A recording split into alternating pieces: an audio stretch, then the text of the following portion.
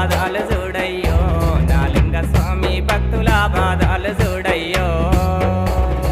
అమావాస్య గడియనాడు అత్తుమ్మ రాత్రిలా నిద్ర చేసే భక్తులానయ్యో ఓ లింగ స్వామి నీవు కండ్లా చూడవేమయ్యో కలిగినట్టి కష్టాలను ఓ లింగ స్వామి కాడ తెర్పే దేవుడావయ్యో